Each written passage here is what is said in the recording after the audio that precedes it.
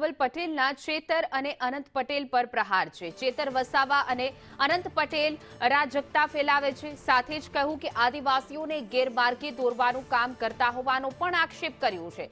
આદિવાસી સમાજને હિંસા ઉપર ઉતરવા મજબૂર કરે છે। આદિવાસી સમાજના યુવાનો મોદી સાથે જોડાયેલા છે। સાથે કહ્યું કે આદિવાસી સમાજના યુવાનોમાં રાષ્ટ્રવાદની ભાવના છે।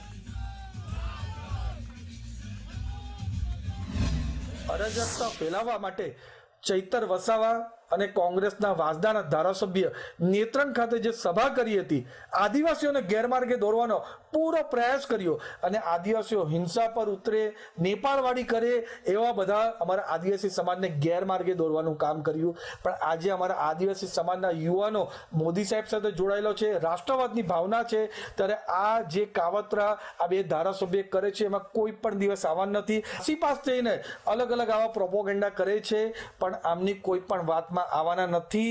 વિસાવદર વાળી નહીં પણ ગુજરાતમાં દિલ્હી વાળી થવાની છે। આમ આદમી પાર્ટીનો કારમો હાર થવાનો છે।